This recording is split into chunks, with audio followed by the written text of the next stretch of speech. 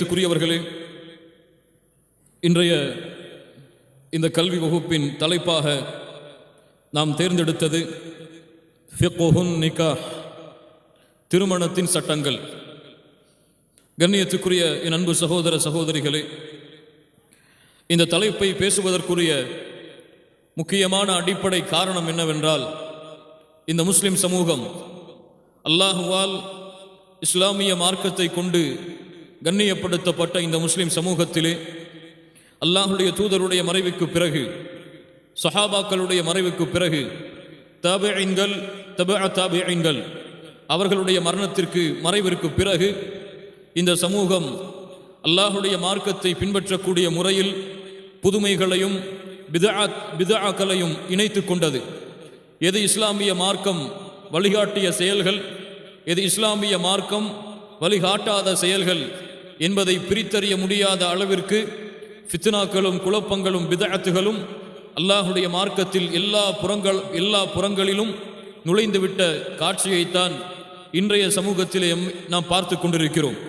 குறிப்பாக எல்லா வணக்க வழிபாட்டிலும் இந்த பிதஅத்துகளும் புதுமைகளும் நுழைந்து விட்டாலும், இந்த இபாதா ஆகிய திருமணத்தில் முஸ்லிம் சமூகம் செய்கின்ற இந்த திருமணம் என்ற நிகழ்வுகளில் அதிகமாக குர்ஆன் சுன்னாவிற்கு மாற்றமான செயல்பாடுகள் நடைபெறுவதை நாம் பார்க்கிறோம்.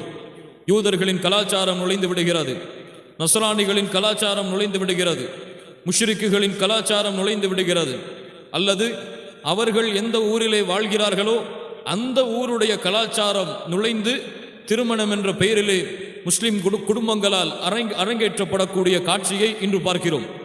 என்ன எண்ணிக்கொண்டார்கள்? திருமணம் என்பது ஒரு கலாச்சாரம், திருமணம் என்பது ஒரு சடங்கு சம்பிரதாயம். வயதை அடைந்து விட்டால் எப்போது இருவீட்டு பெற்றோர்களும் நினைக்கிறார்களோ அப்போது அந்த மணமகனுக்கும் மணப்பெண்ணுக்கும் தாங்கள் விரும்புவது போல அல்லது தங்களுடைய ஊரிலே இருக்கக்கூடிய கலாச்சாரத்தை போல திருமண சபையை அமைத்து திருமணம் வைத்து கொடுக்கக்கூடிய காட்சியைத்தான் நாம் பார்க்கிறோம். கண்ணியத்துக்குரிய அன்பு சகோதர சகோதரிகளே, திருமணம் ஒரு இபாதா, திருமணம் ஓர் இபாதா. அல்லாஹுடைய மார்க்கத்திலே அல்லாஹ்விற்கு செய்யக்கூடிய வணக்க வழிபாடுகள் போல திருமணம். தொழுகை எப்படி ஒரு இபாதா, நோன்பு எப்படி ஒரு இபாதத்தோ, ஹஜ் எப்படி ஒரு இபாதத்தோ, உம்ரா எப்படி ஒரு இபாதத்தோ, அல்லாஹுவை நினைவு கூறுதல் எப்படி ஒரு இபாதத்தோ, அது போல அல்லாஹுடைய மார்க்கத்தில் திருமணம் செய்வது ஒரு இபாதா, ஓர் இபாதா.